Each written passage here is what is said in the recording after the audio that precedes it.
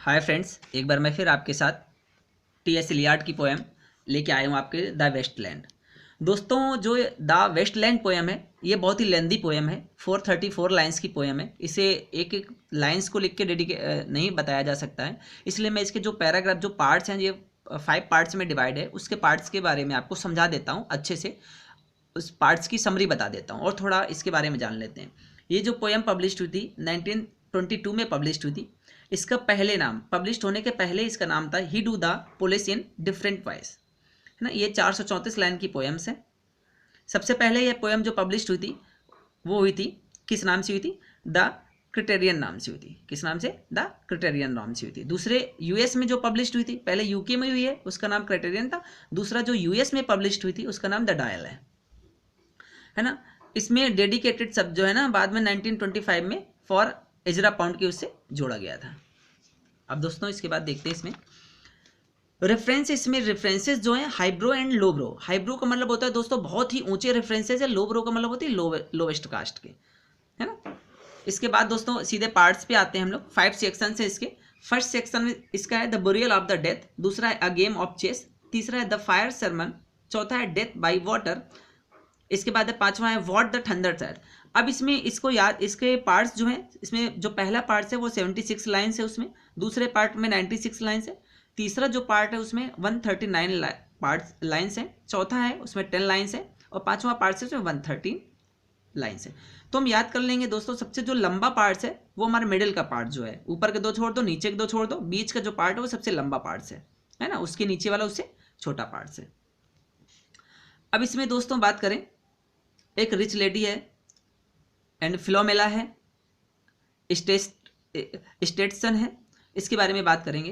तो इस पार्ट्स को याद करने के लिए देख लें हम सबसे पहले बुरियल्स ऑफ द डेथ। डेथ होती है किसी की, फिर उस डेथ में एक चेस खेला जा रहा है, अभी बात करेंगे आगे चेस। उसके बाद आग लगती है, आग के बाद क्या, तो पानी से आग को बुझा दिया जाता है, उसके बाद फिर बिजली चमकती है ना। तो इस तरह से इसे सीक्वेंस को याद कर लेंगे। फायर है, उसके बाद बारिश होती है और बिजली चमकती है। इस तरह से सेट को याद कर लेंगे।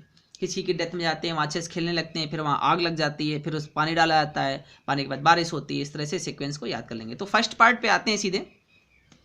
हमारा जो फर्स्ट पार्ट है इसका, the burial of the death, की शुरुआत बहुत ही खुशनुमा ढंग से नहीं होती है।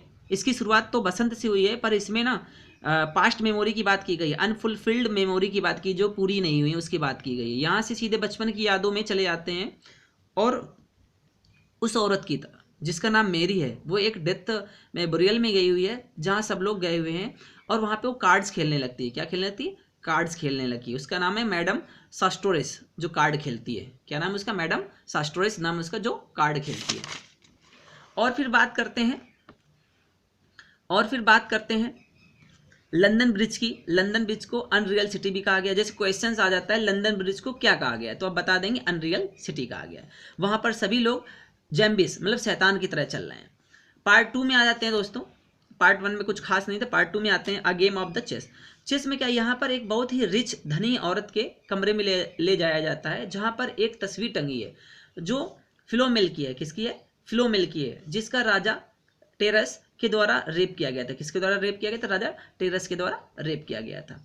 उसने अपनी बहन के साथ मिलकर बदला लिया, जो बाद में नाइटिंगेल में बदल जाती है। बहन के साथ बदला लिया उसने अपने रेप का। इसके बाद एक एनेक्सियस पर्सन है, उससे कहता है कि आप आज रात यहीं ठहर जाइए, और पूछता है क्या तुम जानते हो और तुम्हें याद है? किसकी?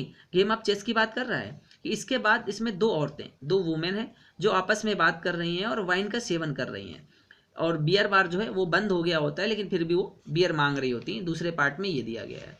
जो इसका तीसरा पार्ट है द फायर शर्मन है, इसे ये सबसे लंबा पार्ट है। इसमें क्या है, एक उदास व्यक्ति की बात करता है। एक उदास व्यक्ति है, थेम्स नदी के आसपास घूम रहा होता है, वह बहुत ही उदास है और कहता है संसार जो कोई अब मतलब जो कोई जादू अब बचा ही नहीं, संसार में कह रहा है कोई जादू अब बचा ही नहीं। एक दूसरा व्यक्ति वहां आता है और सेक्स की बात करता है। किससे सेक्स की बात करता है अभी आपको बताएंगे। यहाँ जो टायरेसियस है उसको एक स्त्री में बदल दिया गया होता है, उस देवी हीरा के द्वारा। किसके द्वारा स्त्री में बदल गया होता है? हीरा के द्वारा। वहाँ एक आदमी और औरत सेक्स कर रहे थे, जिससे पहले जो सेक्स की बात हुई थी वो उस स्त्री का नाम था सिमेरना मर्चेंट, जिससे वो सेक्स की बात हुई थी। फिर यहाँ एक गीत गाया जा रहा है। पार्ट चौथे में प्रवेश कर लेते हैं यहीं से। इस पार्ट में एक मरे हुए नाविक की बात की गई है जो समुद्र की तलहटी में पड़ा है। जब भी तुम्हें कभी गर्व हो तो तुम उस यंग मैन के बारे में सोच लेना, ऐसा कहा गया है उसमें। पार्ट 5 में आ जाते हैं दोस्तों। Part 5 what the thunder said, इसमें आते हैं। इस अंतिम भाग में कभी उसको थंडर लैंड पर ले जाता है जहाँ पानी नहीं है। जो व्यक्ति वहाँ पर घूम रहे हैं उनमें से एक को तीसरा व्यक्ति दिखाई देता है, ऐसा प्रतीत होता है, तीसरा व्यक्ति दिखाई देता है, पर कुछ देर बाद वह तीसरा व्यक्ति वहाँ दिखाई नहीं देता। तभी बिजली चमकती है और उन्हें 3 वर्ड्स सुनाई देते हैं। कौन से वर्ड?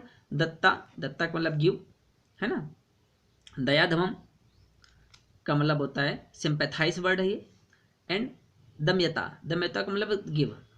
इसके बाद उन्हें संस्कृत का एक श्लोक सुनाई देता है, संस्कृत का एक श्लोक सुनाई देता है, शांति शांति शांति। यहीं से यह पोएम समाप्ति हो जाती है। ये इस तरह के इसके 5 पार्ट्स थे। आप वीडियो को पॉज करके आराम से पार्ट्स नोट कर लीजिएगा दोस्तों। तो इस तरह से ये पोएम यहाँ समाप्ति होती है। तो मेरा वीडियो अच्छा लगा दोस्तों तो लाइक एंड सब्सक्राइब करना मत भूलिएगा मेरे चैनल को। Thanks a lot my dear friends.